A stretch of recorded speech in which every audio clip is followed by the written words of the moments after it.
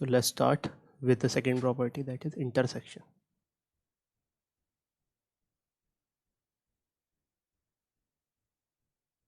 Intersection में जो exactly common portion आता है किन्हीं भी दो सेट्स के बीच में वो कहलाता है intersection.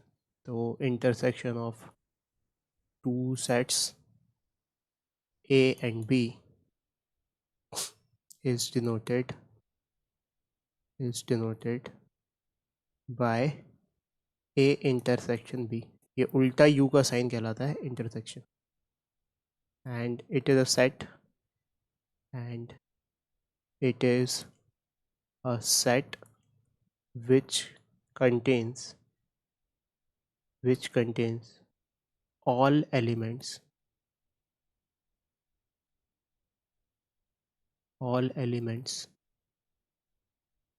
present in both set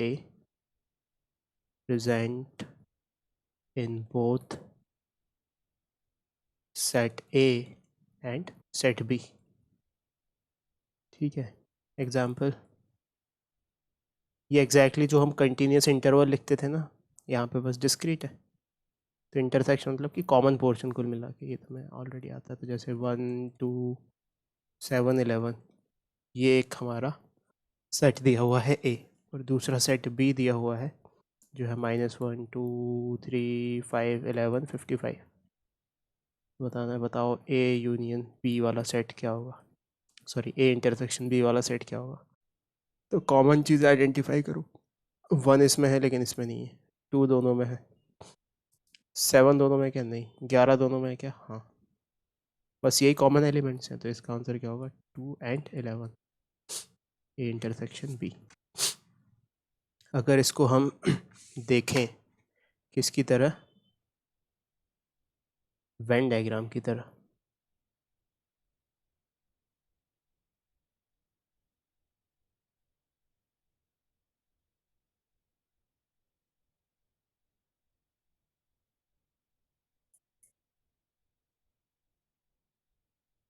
देखिए A है, ये B है, ये यूनिवर्सल सेट है.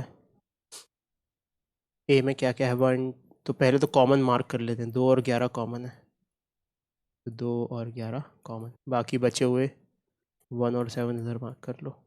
इधर बाकी बचे हुए -1 3 5 एंड 55. ये हो गया. तो बस वेन डायग्राम से ऐसे रिप्रेजेंटेशन आ गया. तो ये जो कॉमन पोर्शन आता है A और B के बीच में, ये है अपना A intersection B. This is A intersection B. तो एक बार अगर समराइज करें कि इंटरसेक्शन और यूनियन में क्या डिफरेंस है, तो यहाँ पे बनाते हैं अपन इंटरसेक्शन,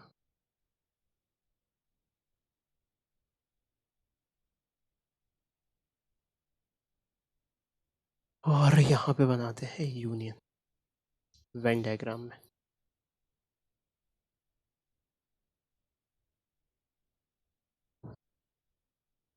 तो इंटरसेक्शन में एग्जैक्टली बीच का पोर्शन आता है दोनों के बीच का. ठीक है, तो मार्क करना है क्योंकि ये A है, ये B है, और ये यूनिवर्सल सेट है. ये A है, ये B है, और ये यूनिवर्सल सेट है.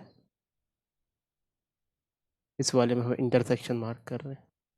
So this portion is intersection वाला. और अगर यूनियन वाला मार्क करना है तो सब कुछ इंक्लूडिंग द कॉमन पार्ट.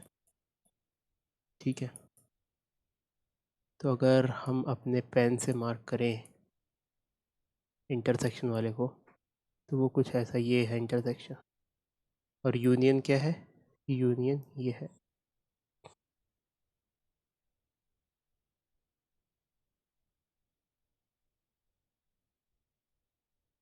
ठीक है, so this is A intersection B and this is A union B.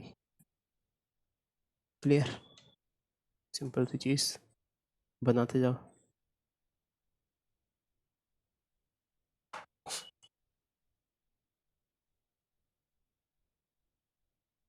ठीक है, आप कुछ इंपॉर्टेंट नोट्स लिख लेते हैं. देखो अगर, सर हाँ सर वो सबसे फर्स्ट जो आपने इंटरसेक्शन की डेफिनेशन लिखाई हाँ वहाँ पे प्रॉब्लम हाँ, करो करो नोट. नोट कर हाँ नोट करो। तो अब देखो, जैसे अगर किन्हीं दो सेट्स में कोई भी कॉमन पार्ट नहीं है, ठीक है, तब क्या उसका इंटरसेक्शन 0 आ जाएगा। 0 मतलब कि 5 आ जाएगा। तो फर्स्ट पॉइंट लिखो कि if no elements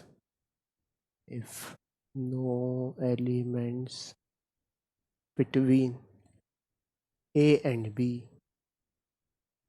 is common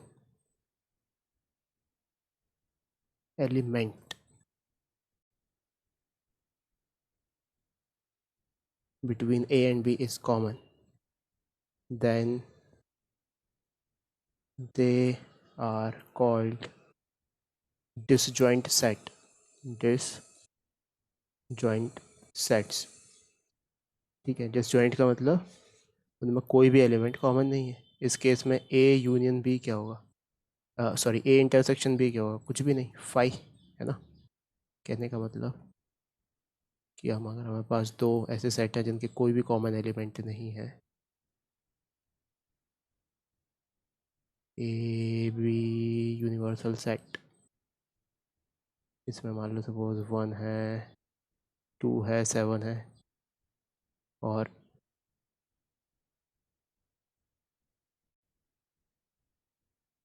1 2 7, और इसमें -1 3 5 है ना। अलग अलग, एक भी कॉमन नहीं तो कॉमन लिखते हैं अपन यहाँ पे। ए है 1 2 7 एंड बी है -1 3 5। कोई भी कॉमन एलिमेंट नहीं है यहाँ पे, क्लियरली दिख रहा है। A intersection B is 5। ठीक है, अब कुछ प्रॉपर्टीज़ नोट करते हैं इंटरसेक्शन की।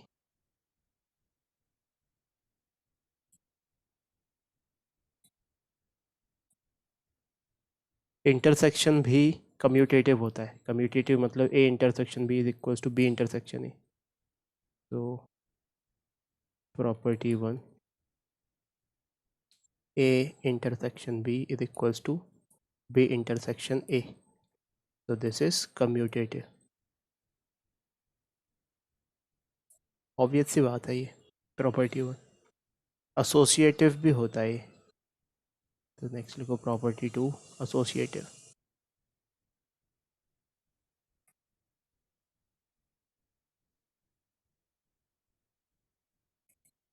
एसोसिएटिव का क्या मतलब? एसोसिएटिव का मतलब कि अगर 3 का इंटरसेक्शन ले रहे हैं, A intersection B intersection C, तो चाहे ए इंटरसेक्शन बी पहले एवेलेट करके फिर सी से इंटरसेक्ट करा लो, या बी इंटरसेक्ट सी करके ए से इंटरसेक्ट करा लो, बात बराबर रहेगी।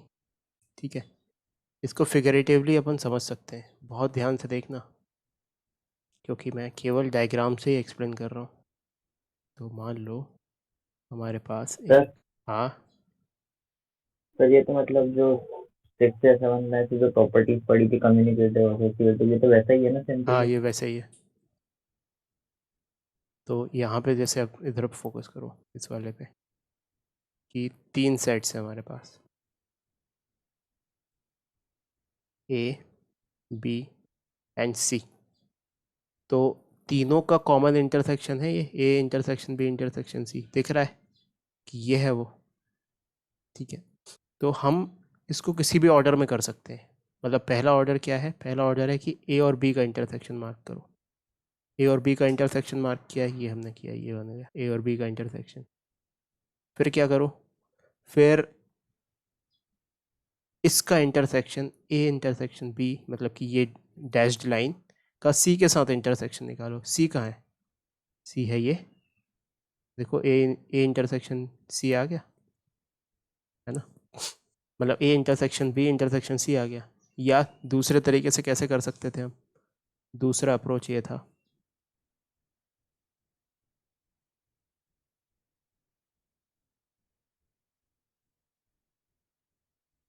ये ए, ये बी, ये सी। सबसे पहले क्या करो? बी इंटरसेक्शन सी मार्क कर लो। बी इंटरसेक्शन सी मतलब इन दोनों का, तो ये मार्क हुआ। अब इसका इंटरसेक्शन मार्क करना है ए के साथ, तो वो ये वाला पार्ट होगा, ये वाला। तब भी वही आ रहा है। तो चाहे ए इंटरसेक्शन बी करके सी से इंटरसेक्ट करा दो, या बी इंटरसेक्ट सी करके ए से इंटरसेक्ट करा दो, बात वही बननी है। ऐसा भी कर सकते थे, ए का सी के साथ करा दिया फिर बी के साथ कर लिया। तो मिला के बस याद रखना है कि एसोसिएटिव होती है। ठीक है, फिर आगे बढ़ते हैं। आइडेम्पोटेंट भी होती है। Next property 3 is that it is idempotent. Idempotent का मतलब स्वयं का स्वयं के साथ इंटरसेक्शन लें तो वही की वही चीज़ आ जाती है। A intersection A is A. ठीक है,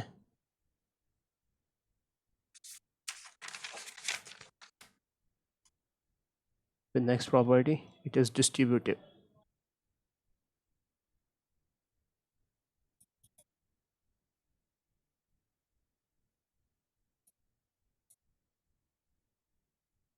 डिस्ट्रीब्यूटिव किस तरीके से होती है?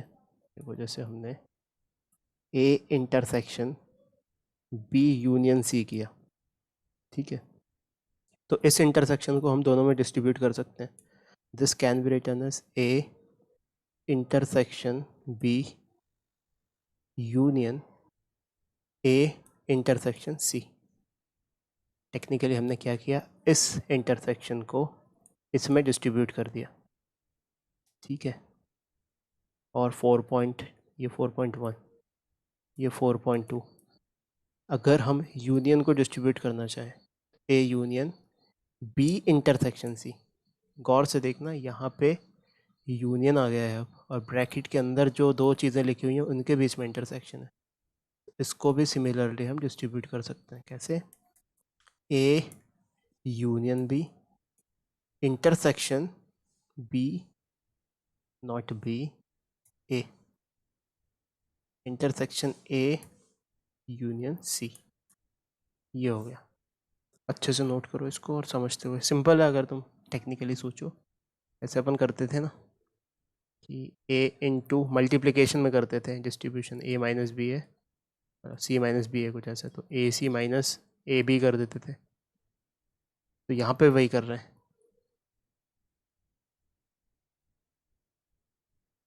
ठीक है, तो ये इसको जस्टिफाई करने के लिए अपन देखते हैं कि ये सही बैठ रहा है कि नहीं।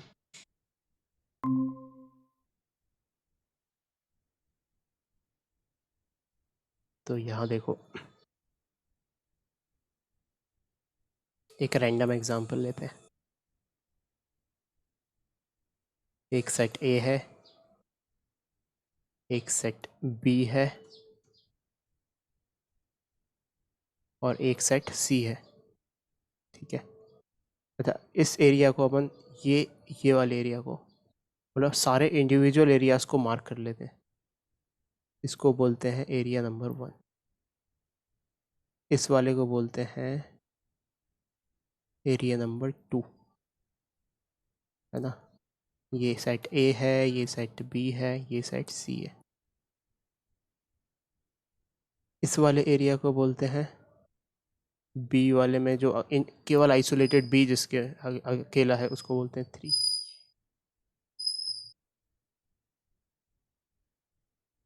इसको बोलते हैं इस वाले को 4।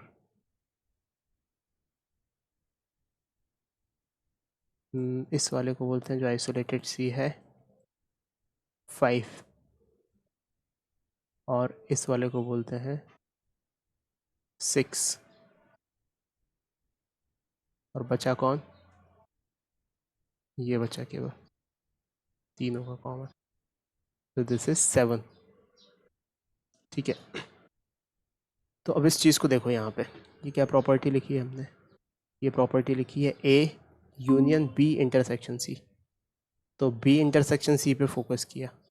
बी इंटरसेक्शन सी मतलब कि इसका कॉमन पार्ट क्या आ रहा है? 7 और 4। सो दिस इज 4 एंड 7। यहाँ पे क्या है? यूनियन। ए क्या है? ए है 1 2 7 6। 1 2 7 6। ठीक है, तो इनका यूनियन क्या बनेगा? 1 2 7 है कॉमन और 6 4, तो सब मिला जुला के 1 2 7 4 ये बन गया। अब left hand side right hand side आ जाते हैं। राइट हैंड साइड में A intersection C, A union सी क्या है? ए यूनियन सी मतलब ए और सी में सब मिला जुला के। सो ए ये है और सी ये है। इसमें 1 आएगा, 6 आएगा, 5 आएगा, 4 आएगा, 7 आएगा, 2 आएगा। तो लिख देते हैं 1 2 7 6 4 5। सिमिलरली ए यूनियन बी में क्या आएगा, ए यूनियन ई, ए और बी का दोनों का मिला जुला के 1 2 3 6 7 4, 1 2 3 6 7 4। अब इसका क्या इंटरसेक्शन लेना है इनके साथ।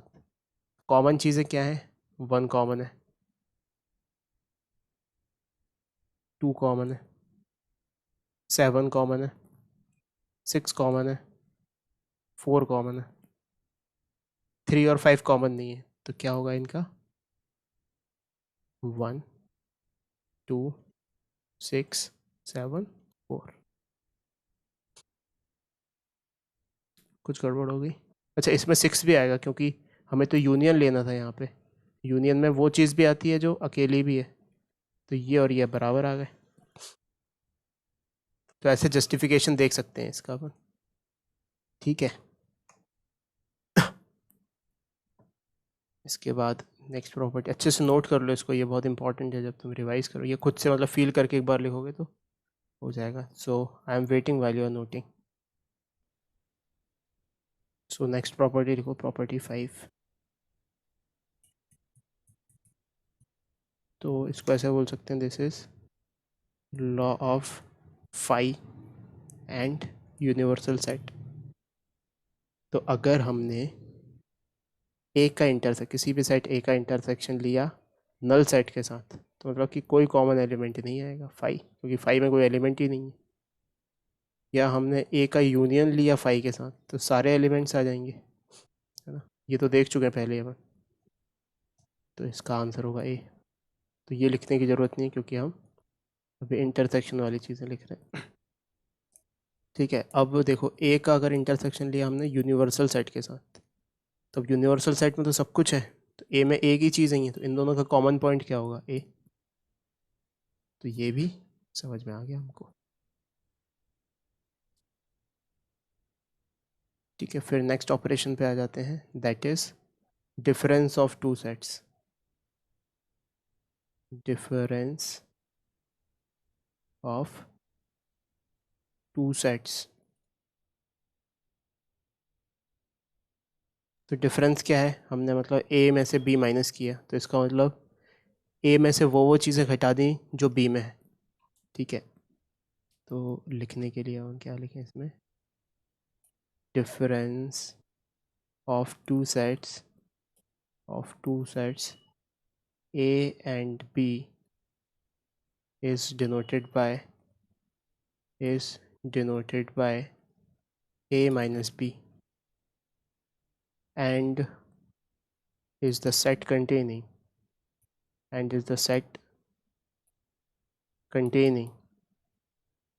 all elements of A which are not present in B,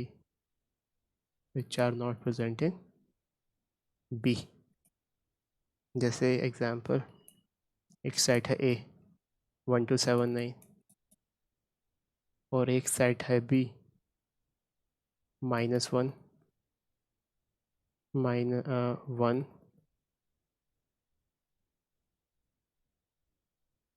-1 1 2 3 4 11।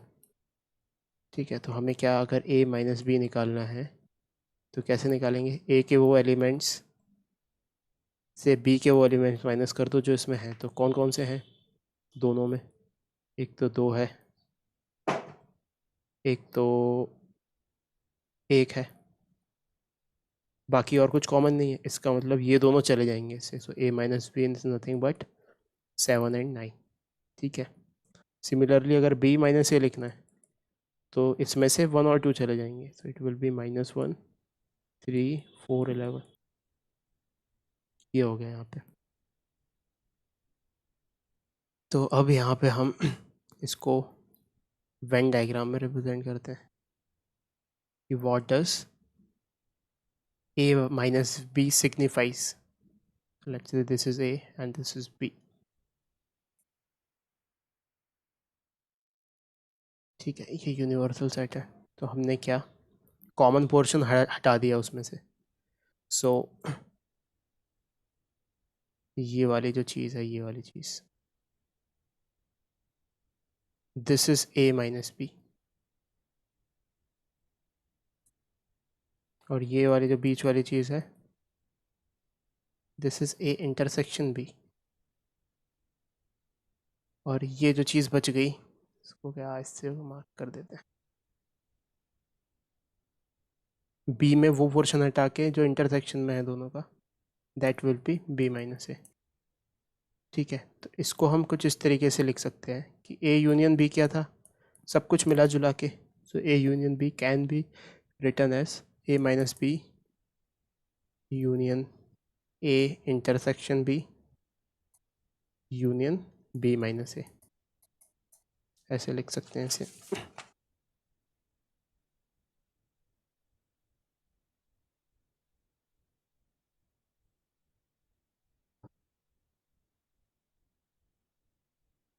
ठीक है, फिर नेक्स्ट पॉइंट पे आ जाते हैं।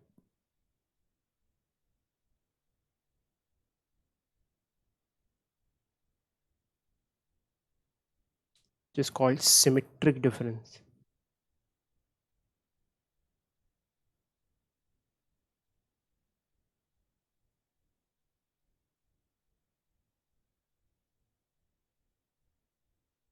अब सिमेट्रिक डिफरेंस को समझने की कोशिश करो।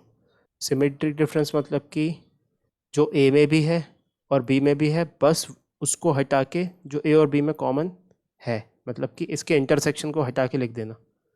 जैसे कहने का इसका सबसे पहले तो सिंबल देखते हैं कि इसका सिंबल होता है ऐसे ट्राइंगल बना हुआ, या ऐसे बीच में प्लस और गोला लगा हुआ। सर एक बार फिर से बोलेंगे, आवाज थोड़ी रुक गई थी। हाँ, मैं फिर से समझा रहा हूँ कि ये सिमेट्रिक का सबसे पहले सिंबल देखो कि सिंबल क्या होता है सिमेट्रिक डिफरेंस का, या ऐसे माइनस लगा के गोला बना देना। जनरली इस तरीके से यूज़ होता है किताबों में। एनसीईआरटी में शायद है ही नहीं ये, लेकिन फिर भी अगर एनसीईआरटी में होगा तो ये ऐसे ही सिंबल बना हुआ आएगा। So A intersection B is nothing but A minus B union B minus A. अगर डायग्राम वाइज देखें इसको तो ये कुछ ऐसा होता है कि ये ए है, ये बी है, इनका कॉमन पोर्शन हटा दो और जो बाकी कुछ बचा वो है ए सिमेट्रिक डिफरेंस बी के साथ। तो वो क्या होगा, वो होगा ये एंड ये, बीच वाला हटा के ये और ये दोनों मिलके है ए सिमेट्रिक डिफरेंस बी। ठीक है, तो कैसे लिख सकते हैं इसको सेंटेंस में कि A symmetric difference B is a set which contains all elements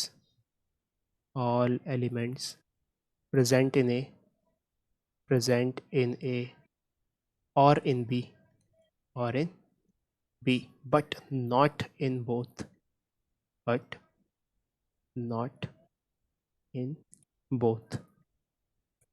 ठीक है, आ गया समझ में। एक एग्जांपल भी लिख देते हैं इसका। ए सेट दिया हुआ है 1 2 7 31, 1 2 7 31। बी सेट दिया हुआ है -1 1 3 7 5।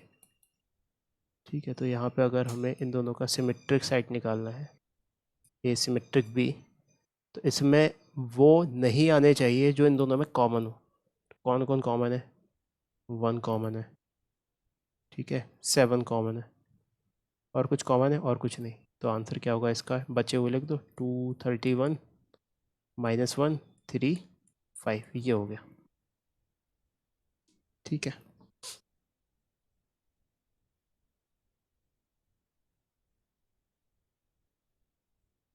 नोट कर लो इसको।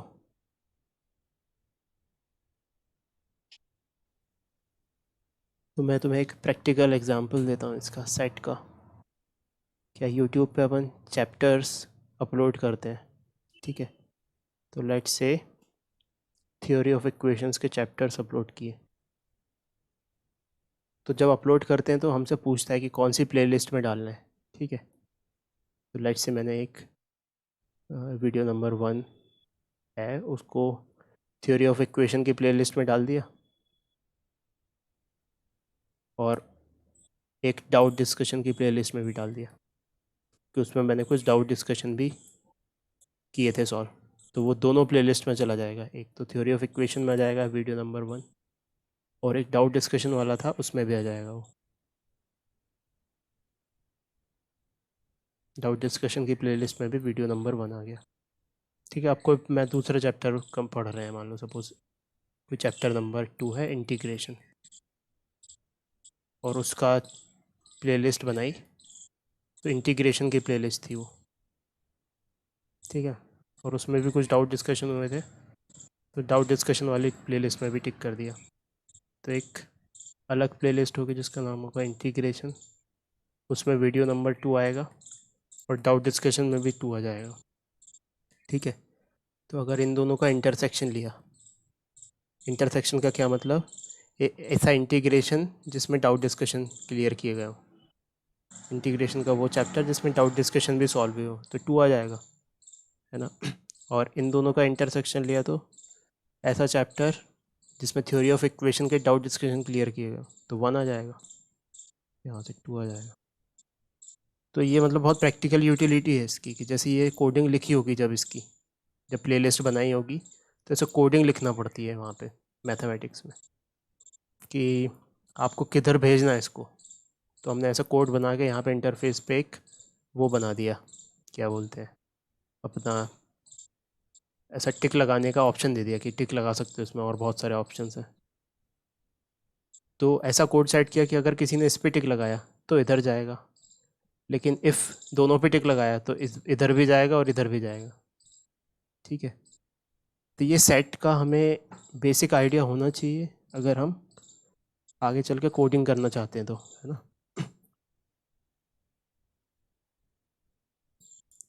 ठीक है, फिर आ जाते हैं कॉम्प्लीमेंट ऑफ अ सेट।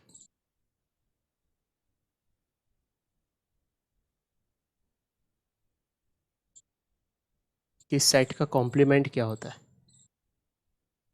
ठीक है। कॉम्प्लीमेंट मतलब कि जो सेट का पार्ट नहीं है ना। तो सबसे पहले तो उसकी डेफिनेशन लिखें। Complement of a set A is denoted as a dash और a बार और ए सी। इन तरीके से डिनोट किया जाता है, ए के ऊपर ऐसा डैश लगा दिया, या ए के ऊपर बार लगा दिया, या ए के ऊपर सुपरस्क्रिप्ट में सी लिख दिया। And is a set, and is a set containing all elements of universal set which are not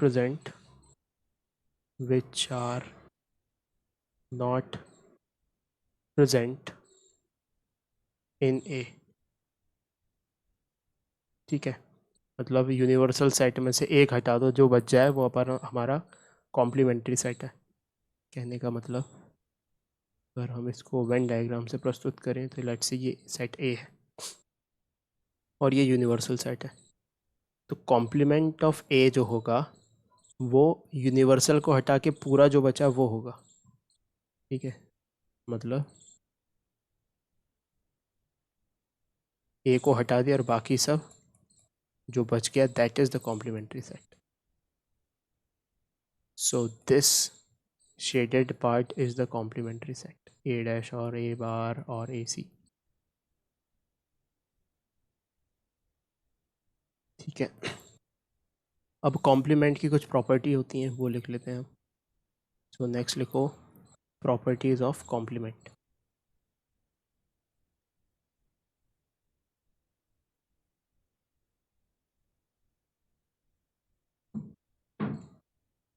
property 1, कि कॉम्प्लीमेंट का कॉम्प्लीमेंट इज़ दैट सेट, है ना, कि हमने ए का कॉम्प्लीमेंट लिया और फिर से कॉम्प्लीमेंट ले लिया उसका, तो वही आ जाएगा।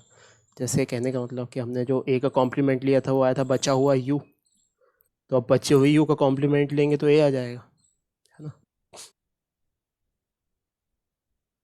ठीक है, सेकंड प्रॉपर्टी,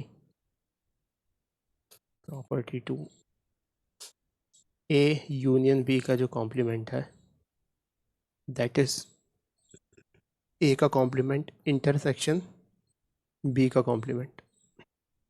ठीक है, ये प्रॉपर्टी हो गई। और इसके कॉन्ट्ररी दूसरी प्रॉपर्टी कि ए इंटरसेक्शन बी का होल कॉम्प्लीमेंट लेना है, तो हमें करना है A complement union B complement.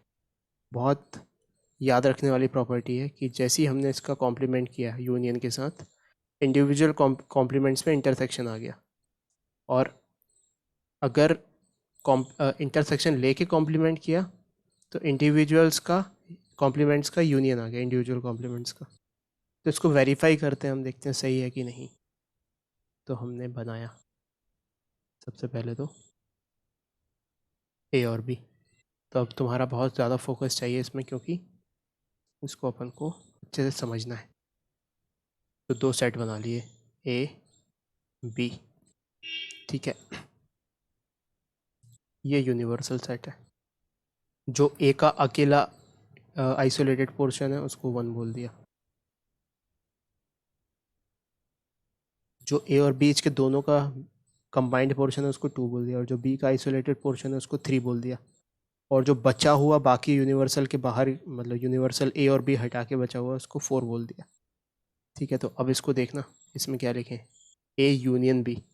A union B में क्या आएगा, ए यूनियन बी में आएगा 1 2 एंड 3, 1 2 3। और उसका क्या लेना है हमको, उसका लेना है कॉम्प्लीमेंट। तो यानी कि उसमें क्या आएगा, इनको छोड़ के बचा हुआ, तो 4 आ गया, तो लेफ्ट हैंड साइड आ गया 4। ठीक है, अब इधर देखो, ए कॉम्प्लीमेंट मतलब ए को छोड़ के बाकी सब, ए में 1 और 2 है, तो इधर कौन आएगा, इधर आएगा 3 और 4 बचा। सिमिलरली बी में कौन है, बी में है 2 और 3, तो बचा हुआ क्या है 1 और 4, तो यहाँ पे आएगा 1 और 4। अब इन दोनों का क्या लेना है, इंटरसेक्शन, तो 4 और 4, मतलब 4 कॉमन, तो 4 आ जाएगा, तो दोनों सेम आ गए।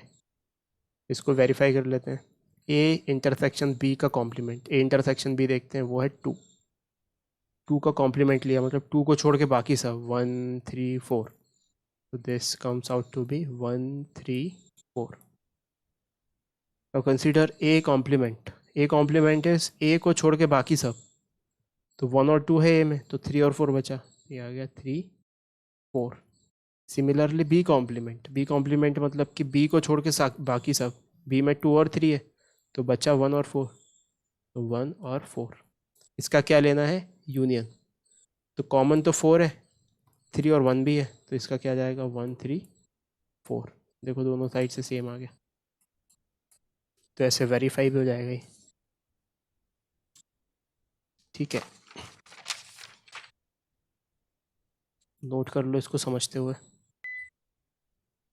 So now we will see number of elements. So next कितनी प्रॉपर्टी हो गई, 2 प्रॉपर्टी हो गई। नेक्स्ट प्रॉपर्टी लिखो, नंबर ऑफ एलिमेंट से पहले 2 प्रॉपर्टी और। सो प्रॉपर्टी 3, अगर हमें 5 का कॉम्प्लीमेंट लेना है तो क्या आएगा, 5 का कॉम्प्लीमेंट, कुछ नहीं का कॉम्प्लीमेंट क्या है, कुछ नहीं का कॉम्प्लीमेंट है सब कुछ, यानी कि यूनिवर्सल सेट। और सब कुछ का कॉम्प्लीमेंट ले लिया, अगर यूनिवर्सल सेट का कॉम्प्लीमेंट ले लिया तो आएगा कुछ नहीं, दैट मीन्स 5। सेल्फ अंडरस्टूड है ये। ठीक है, एक और प्रॉपर्टी लिख लेते हैं, प्रॉपर्टी 4, कि अगर हमने एक सेट और उसके ही कॉम्प्लीमेंट का यूनियन ले लिया तो क्या बनेगा, मतलब कि हमने क्या लिया, ए और जो ए नहीं है उसका कॉम्प्लीमेंट लिया तो यूनिवर्सल सेट बन जाएगा। ठीक है, और A intersection of A dash ले लिया, इसका मतलब हमने इंटरसेक्शन लेना चाहते हैं जो ए है और जो ए नहीं है उसमें, तो जो है और जो नहीं है उसका इंटरसेक्शन लेंगे तो कुछ नहीं आएगा। इसको डायग्रामेटिकली भी बना सकते हैं कि यहाँ पे ए है लेट्स से,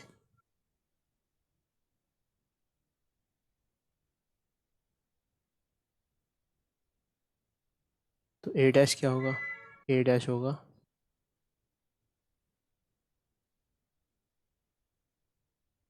ए डैश ये। तो इन दोनों का अगर हमने लिया यूनियन तो पूरा यूनिवर्सल सेट आ जाएगा। इंटरसेक्शन लिया तो कुछ कॉमन पार्ट ही नहीं है, फाई आ जाएगा। ठीक है, फिर आ जाते हैं हम नंबर ऑफ एलिमेंट्स पे। सो नेक्स्ट टॉपिक लिखो नंबर ऑफ एलिमेंट्स। इसमें सबसे पहले फॉर टू सेट्स, ठीक है, तो एक फॉर्मूला होता है नंबर ऑफ एलिमेंट्स के लिए, यूनियर और इंटरसेक्शन को कनेक्ट करने वाला। उसका हम उसको मतलब उसको देख रहे हैं अब, तो बहुत गौर से देखो। लेट्स से हमारे पास दो एलिमेंट्स हैं, मतलब दो सेट हैं जिसमें बहुत सारे एलिमेंट्स हो सकते हैं। ठीक है, तो ए का आइसोलेटेड पार्ट को अपन ने number of elements A mark किए वहाँ पे कि इसमें नंबर ऑफ एलिमेंट्स ए है। दोनों के कॉमन पोर्शन में नंबर ऑफ एलिमेंट्स बी है, और बी के आइसोलेटेड पोर्शन में नंबर ऑफ एलिमेंट्स सी है। ठीक है, तो number of elements of A union B, ये कैसे लिखेंगे हम? ये जो लिखा है यहाँ पे, इसका क्या मतलब है? Number of elements in A union B.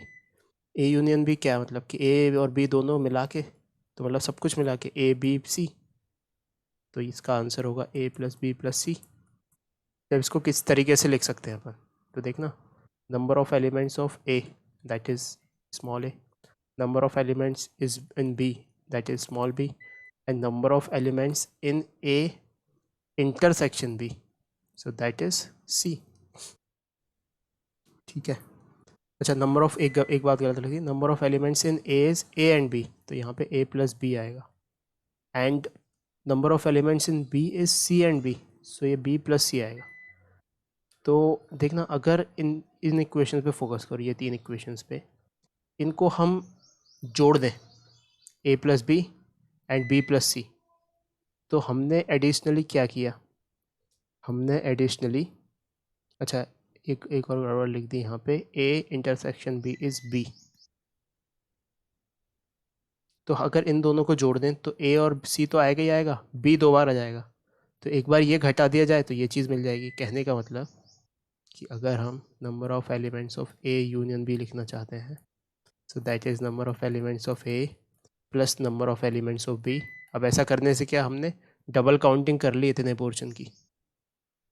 Portion की डबल काउंटिंग कर ली, तो माइनस हटा दो उसको, number of elements of A intersection B. तो ये हमारा फॉर्मूला बन गया। ठीक है, इसको याद रखना है हमें। छोटा सा एग्जांपल देख सकते हैं इसके लिए। ऐसे लिखा हुआ है सेट ए इज़ 1 2 7, ठीक है, एंड सेट बी इज़ 3 4 7। तो ए यूनियन बी क्या होगा? ए यूनियन बी की जो सो है तो है ही है, और कॉमन वाले भी, तो 1 2 4 7, ठीक है, 3 भी आ जाएगा। तो नंबर ऑफ एलिमेंट्स कितने हुए इसमें? इसमें हुए 5। ए यूनियन बी में कितने हुए? 1 2 3 4 5, तो 5 एलिमेंट्स। इसमें कितने थे? 1 2 3 3 एलिमेंट्स। इसमें कितने हैं? 1 2 3 3 एलिमेंट्स। कॉमन क्या है? कॉमन है केवल 7, यानी कि एक घटाना है। Justified, number of elements of A union B is equals to number of elements of A plus number of elements of B minus number of elements of A intersection B. तो A union B में कितने हैं? ए union B में 5 है। इधर कितने number of elements? ए में 3 है। नंबर ऑफ बी में कितने? 3 है, minus number A intersection B में कितने? 1 है, क्योंकि साथ ही है उसका। देखो 5 और 5 आया दोनों साइड। सही है फॉर्मूला, कुल मिला के याद रखना है हमें। ठीक है, तो पैटर्न पकड़ने की कोशिश करनी है हमें। ये तो हमने लिखा फॉर 2 सेट्स। अगर 3 सेट्स हो जाए तब क्या करें? तो सेकेंड इज फॉर 3 सेट्स, तब भी यही करना है। ऐसा ही मतलब अब तो 3 आ जाएंगे।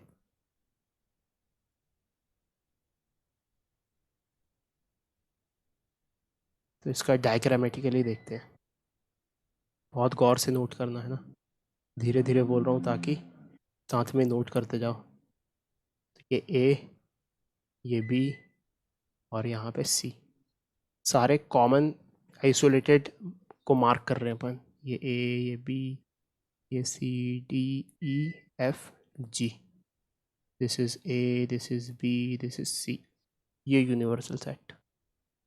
तो number of elements in A union B union C is equals to सब कुछ A B C D E F G, A plus B plus C plus D plus E plus F plus G, ये होगा। अब number of elements in A देखते हैं। A में कौन कौन है? A B F G, A B F G. B में कौन कौन है?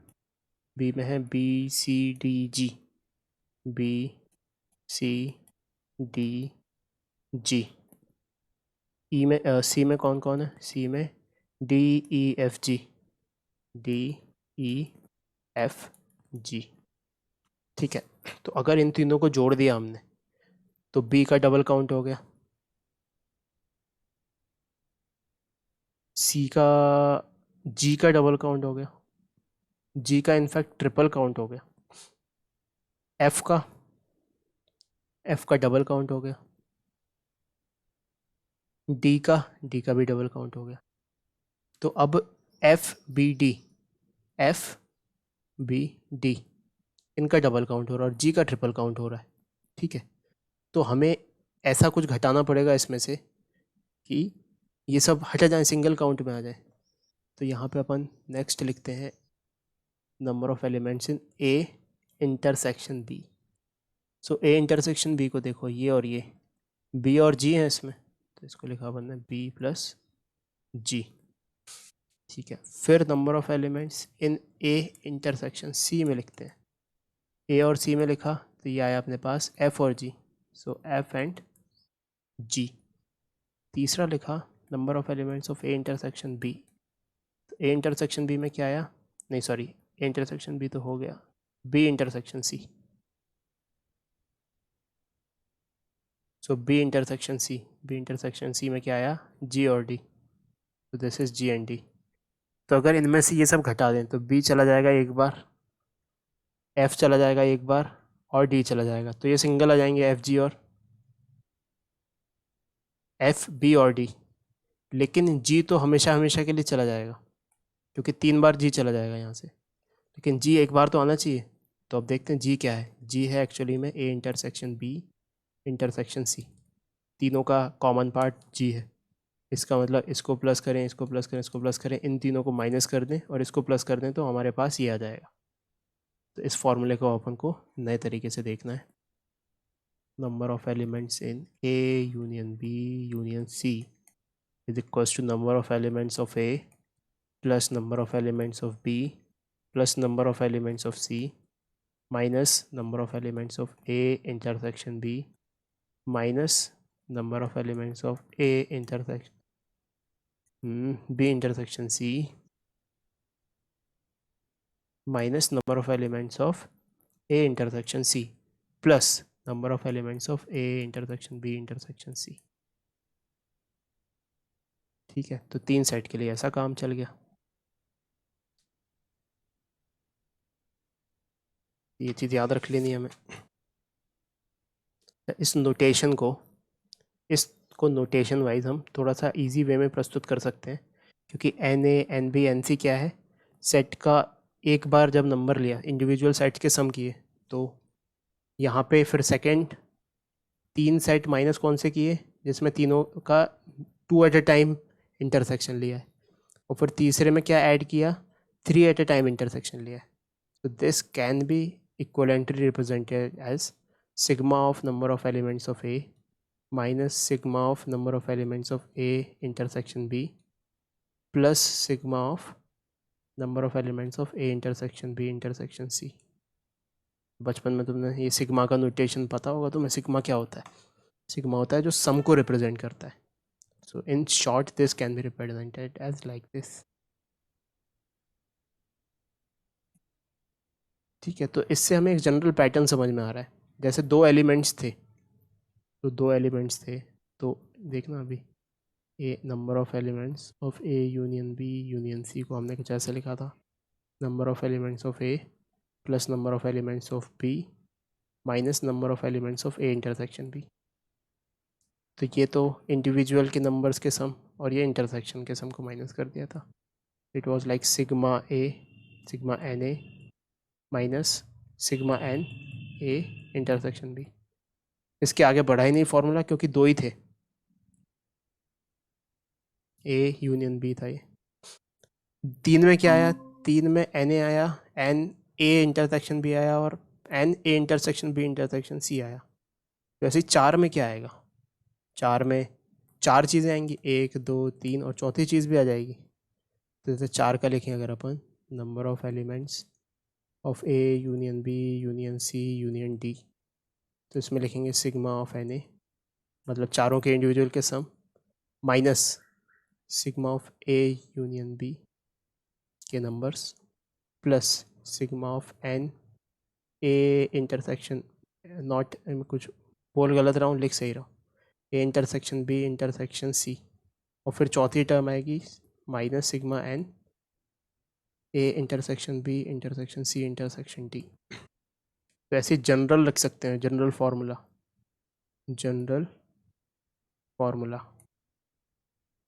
इसका जनरल फार्मूला, अगर बहुत सारे एलिमेंट्स हैं तो, या बहुत सारे साइड्स हैं तो, A union B union C union D, ऐसे चलते चलते बहुत, इसको लिखेंगे summation number of elements of 1, सभी के सम एक टाइम पे, फिर minus sigma N A intersection B, फिर plus sigma N A intersection B intersection C minus sigma N A intersection B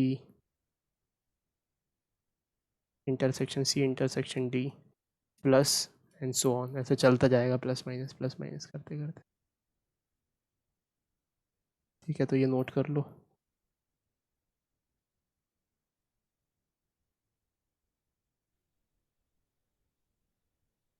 तो अब कुछ क्वेश्चन सॉल्व करते हैं,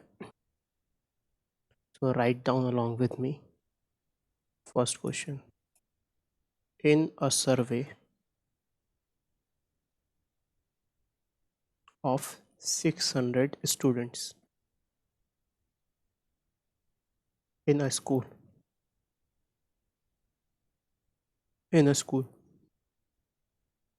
150 students were found to be taking tea, चाय पीते थे वो, and 225 taking coffee,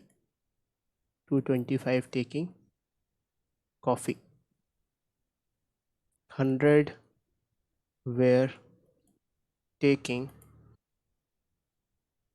both tea and coffee. ठीक है, so find how many students were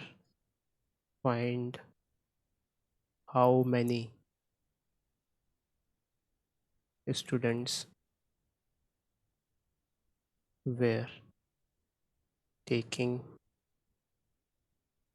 neither tea nor coffee. ठीक है, सेट का एक टिपिकल सा क्वेश्चन हो गया, जिसमें क्या बोल रहा है कि एक सर्वे किया गया जिसमें 600 स्टूडेंट्स थे। उस सर्वे के मुताबिक 150 लोग पीते थे चाय और 225 पीते थे कॉफ़ी और 100 पीते थे चाय और कॉफ़ी दोनों। तो बताना है कि ऐसे कितने स्टूडेंट्स हैं तो ना तो चाय पीते थे ना तो कॉफ़ी पीते थे। तो सबसे पहले तो सेट बना लो यहाँ पे वेन डायग्राम के थ्रू। ठीक है, ये हमने एक यूनिवर्सल सेट बनाया। इसमें कितने लोग रहेंगे? इसमें 600 लोग रहेंगे टोटल। क्यों? क्योंकि उतने का ही सर्वे हुआ है। अच्छा, बोले कि पहले क्या, चाय के बच्चे बना लिए। चाय के बच्चे कितने हैं? 150। तो ये आया अपने पास चाय क्या होता है? T for T. एंड एक कॉफ़ी का सेट बना लिया, ये सी सेट है। अब इनके कॉमन पोर्शन से शुरू किया, कॉमन पोर्शन से शुरू किया, इसका मतलब 100 बच्चे दोनों चाय और कॉफ़ी ले रहे हैं, मतलब कि 100 नंबर यहाँ पे है। ठीक है, अगर 100 नंबर यहाँ पे है तो चाय कितने पी रहे हैं? चाय पी रहे हैं 150 बच्चे। इसका मतलब ये और ये मिला के 150 होना चाहिए। तो जो केवल सिर्फ चाय पी रहे हैं वो कितने होंगे? 50। ये समझ में आया पक्का? अब समझने वाली बात है ना, समझ में नहीं आएगा तो बिल्कुल मैं दोबारा समझाऊंगा, क्योंकि it's just require attention to understand this. ये वाला पॉइंट समझ में आया? अब बताओ नवींद्र, यहाँ पे क्या आइसोलेटेडली जो कॉफ़ी पी रहे हैं वो कितने लोग होंगे?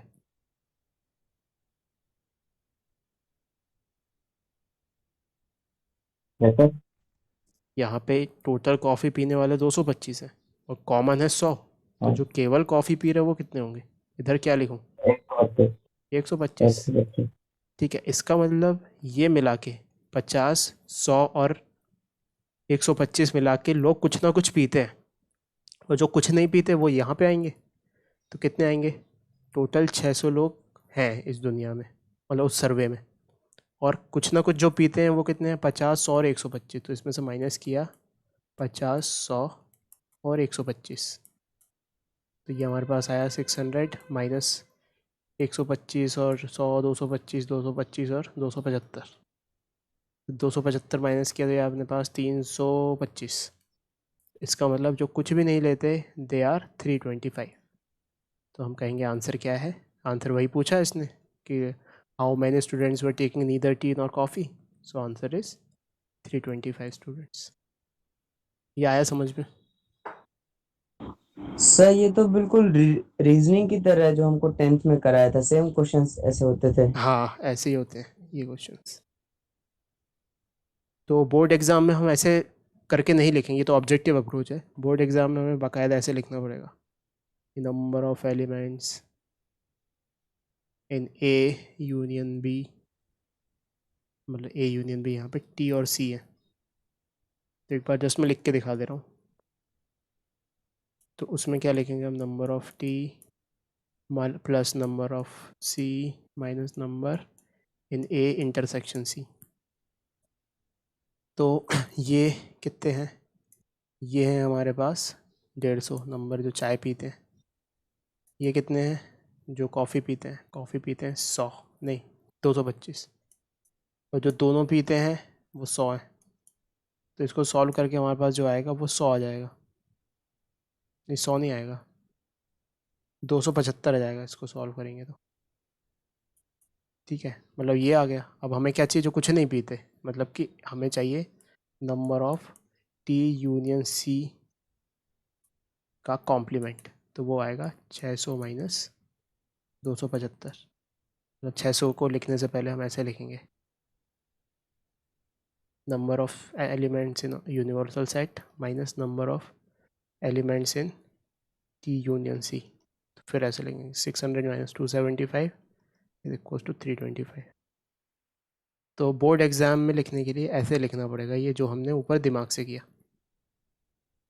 ठीक है, लेकिन 11th बोर्ड तो आती नहीं कहीं ना, तो ऐसे ही कर देना। अभी बस ये समझो कि क्या करना कैसे है, बाकी लिख विख तो लेना तुम जैसे लिखना। नेक्स्ट क्वेश्चन पे आ जाओ कि in a group of students 100 students know Hindi, 50 know English, 50 know English and 25 know both. ठीक है, सो of the students each of the students know either Hindi or English, Hindi or English. So how many students are there in the group? How many students are there in the group. ठीक है, तो इसको भी हम Venn diagram से कर लेंगे। क्या कहा गया है? ग्रुप ऑफ स्टूडेंट्स है। In a group of students 100 students know Hindi, 50 know English, 25 know both. तो सबसे पहले वेन डायग्राम बनाओ।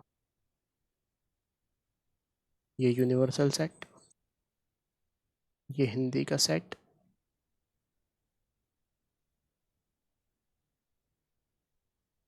और एक सेट इंग्लिश का। ये हिंदी और ये इंग्लिश। तो अब कॉमन पार्ट से शुरू करो। दोनों कितने जानते हैं? दोनों जानते हैं 25, तो यहाँ लिखो 25।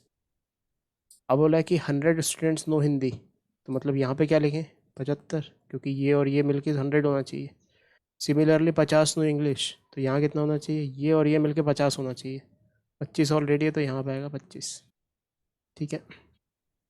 Each of the students know Hindi और इंग्लिश, तो सारे स्टूडेंट्स हिंदी या इंग्लिश जानते ही हैं। इसका मतलब बाहर कोई भी बच्चा नहीं है। तो जितने टोटल बच्चे यही हैं, फिर और क्या। तो आंसर क्या हो जाएगा? आंसर हो जाएगा टोटल स्टूडेंट्स 75 + 25 + 25। तो ये आंसर हो गया 125। Simple.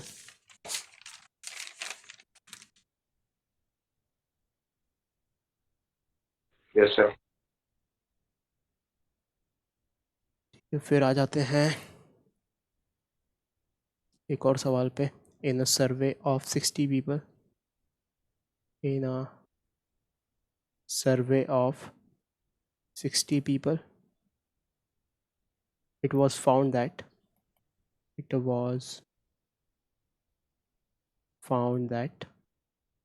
25 people read newspaper H, 26 read newspaper T, 26 read newspaper I। ठीक है। 9 read both H and I। ठीक है।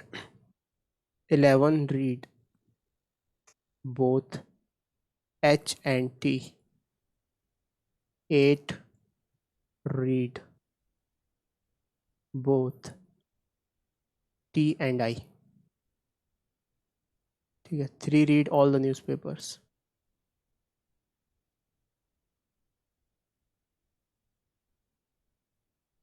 3 read all the newspapers।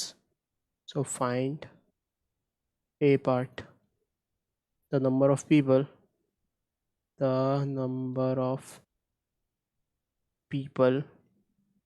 who read at least one of the newspapers.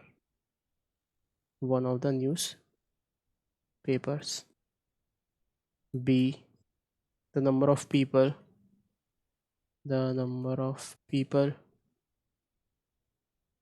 who read exactly one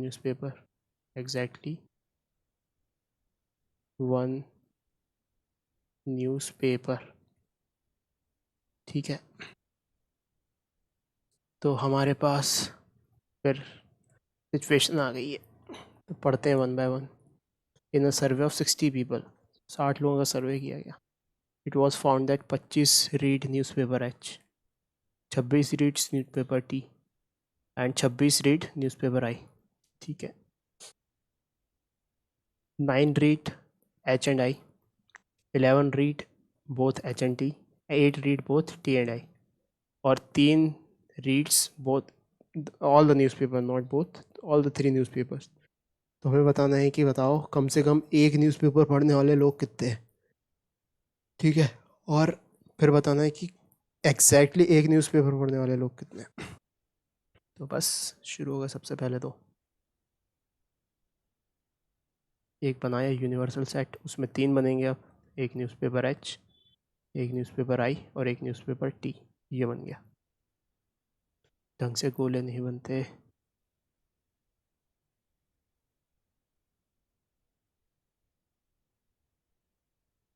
ठीक है, ये हमारा universal set है।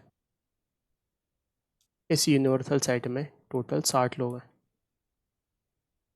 ठीक है, क्योंकि 60 का ही सर्वे हुआ है। इसको बोल दिया न्यूज़पेपर एच, इसको बोल दिया टी, इसको बोल दिया I. H for the Hindu, T for Times India, Times of India, and I for Indian Express, ऐसे मान सकते हो। ठीक है, फिर क्या, it was found 25 read newspaper H. तो अब कहाँ से शुरू करना है, सबसे कॉमन पार्ट से शुरू करना है ना। कॉमन पार्ट से शुरू करोगे तो दिक्कत नहीं आएगी, अगर बाहर से शुरू कर दिया तो दिक्कत आ जाएगी। सोडुकू की तरह ही है। तो यहाँ पे अगर जैसे कॉमन पार्ट का आंसर हमें नहीं पता, अननोन है वो, तो वहाँ पे एक्स मान लेंगे, लेकिन शुरू नीचे से ही करेंगे, ठीक है, अंदर से ही करेंगे शुरू। मिट गया, तो अंदर से शुरू करते हैं। तो हमें इस पोर्शन में लिखना है जो तीनों न्यूज़पेपर पढ़ते हैं। तो पढ़ा 3 रीड ऑल द न्यूज़पेपर, इसका मतलब ये वाला पोर्शन का नंबर 3 है।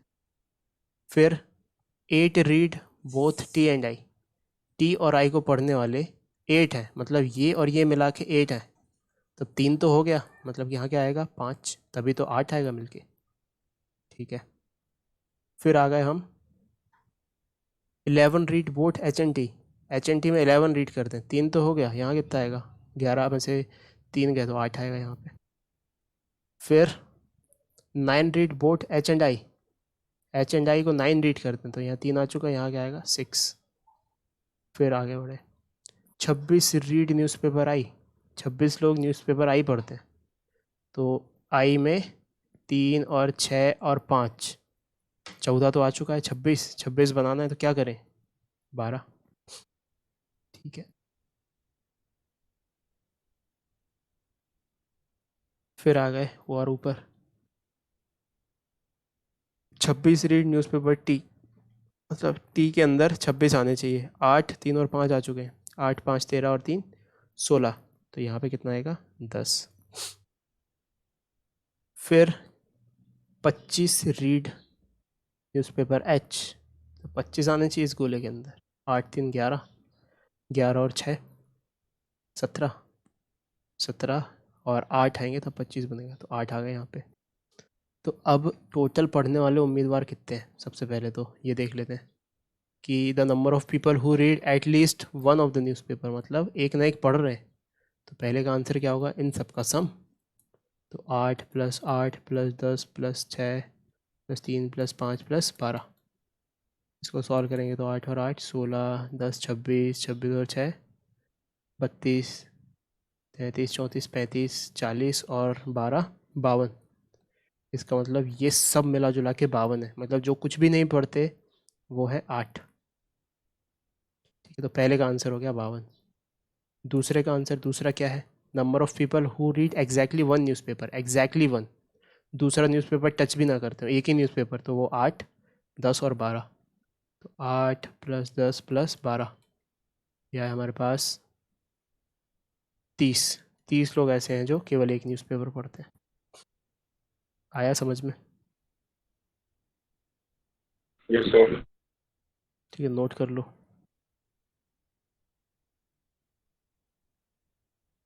So now next question. So write down along with me. In a survey, it was found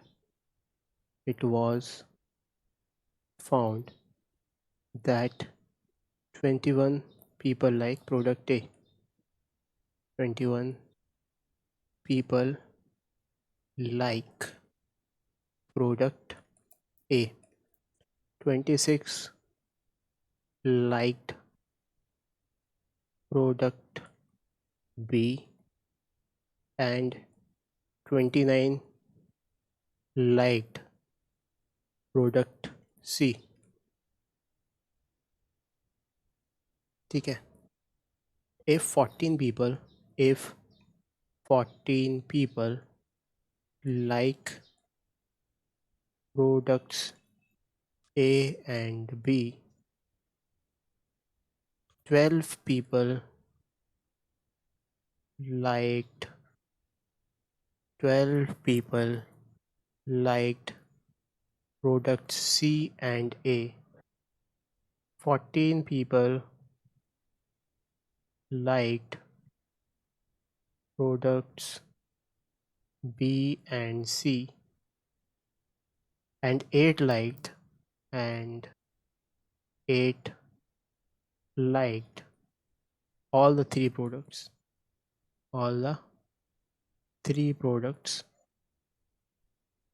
Then find how many people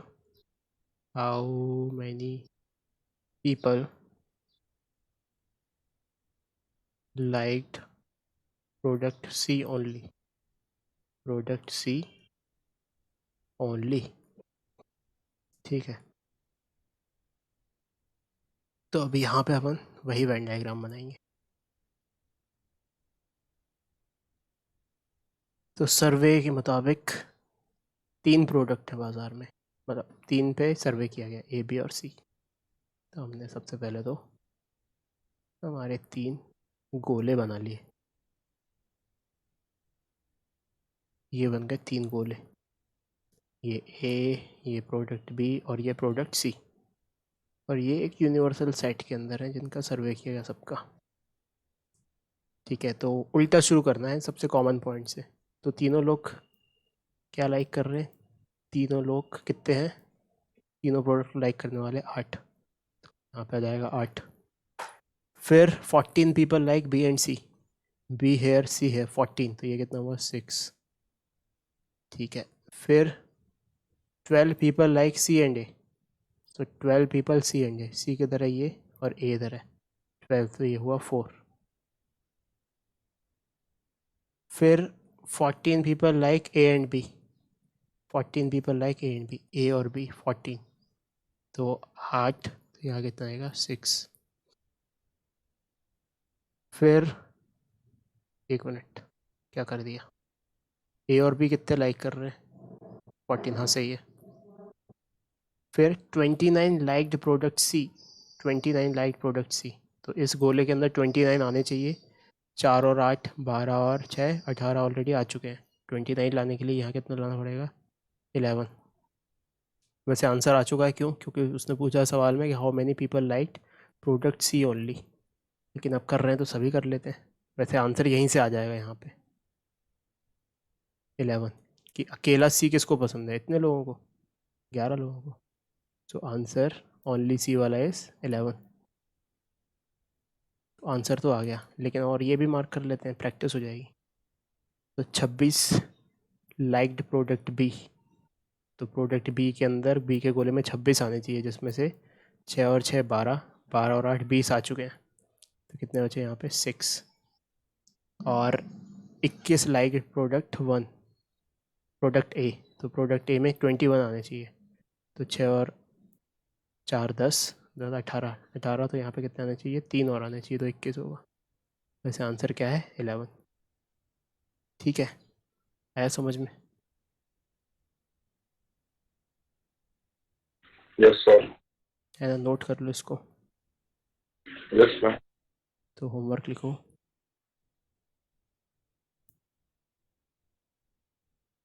all the exercises of NCERT textbook and NCERT exemplar. Super fast speed में करना है ना, कि बहुत simple questions प्रतीत होंगे तुम्हें, तो एक बार सॉल्व हो जाएंगे तो पूरा एकदम कॉन्फिडेंस हो जाएगा सेट में। ठीक है, तो ये पूरा है, इसको सॉल्व करना है नेक्स्ट क्लास तक। ठीक है, चलो बाय बाय। Bye sir.